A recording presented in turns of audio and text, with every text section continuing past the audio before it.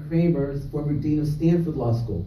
He wrote a book calling for what he calls popular constitutionalism, which again is essentially eliminating judicial review. James McGregor Burns won the Pulitzer Prize, professor of political science at Williams College. He has a book that came out a couple of years ago that argues the same thing. I think, though, that they are fundamentally wrong.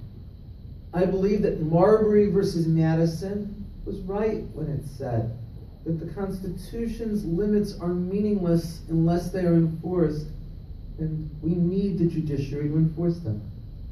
I spent about the last 40 years representing people on death row, representing criminal defendants serving life sentences, representing a Guantanamo detainee. I represent a homeless man in the United States Supreme Court.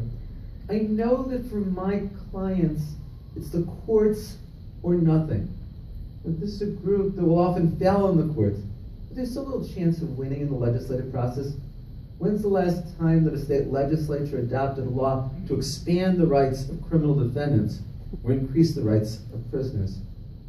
So in the next to the last chapter of the book, I focus on what might we do to improve the Supreme Court.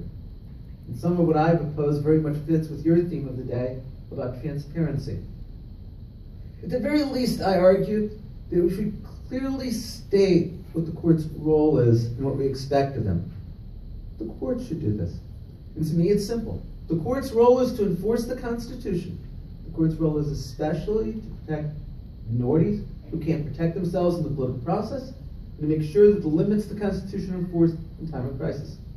Never has the Supreme Court expressly declared this is its role. Maybe doing just that could make a difference for the future. I think we should change the way that we appoint Supreme Court justices. I argue for merit selection of Supreme Court justices. A president could create a merit selection commission.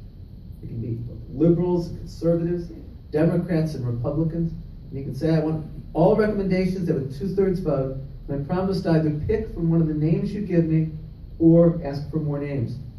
There are states that have done this, and it has worked tremendously well.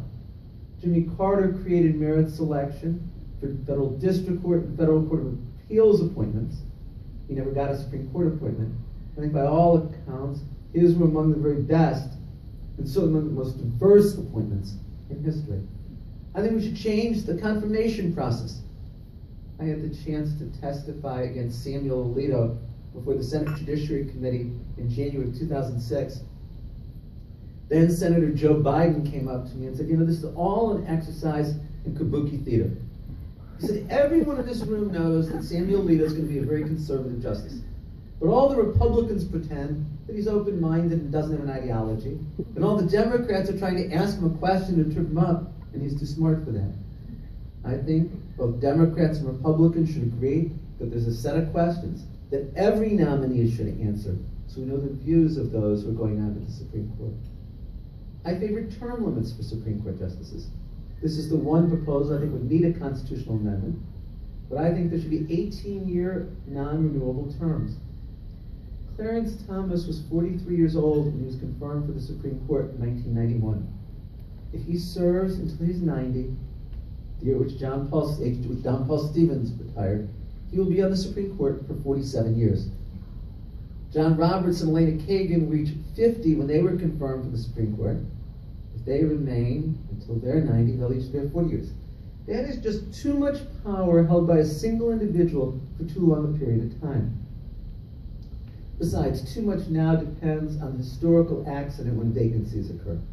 Richard Nixon had 4 seats to fill in his first 2 years as presidency.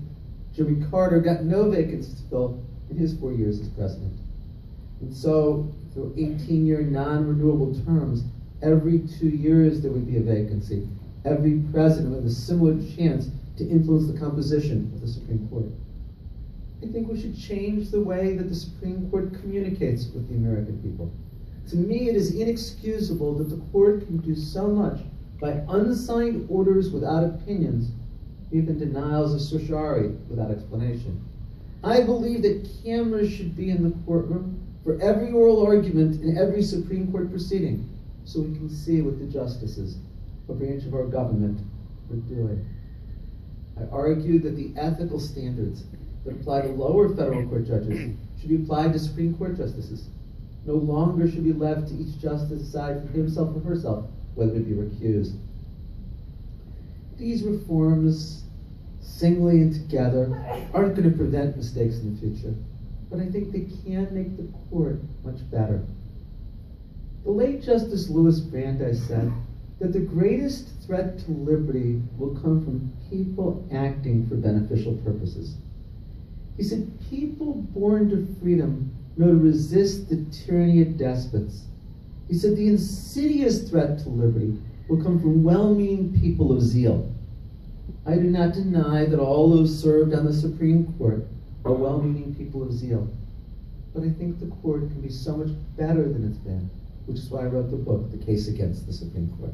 Thank you.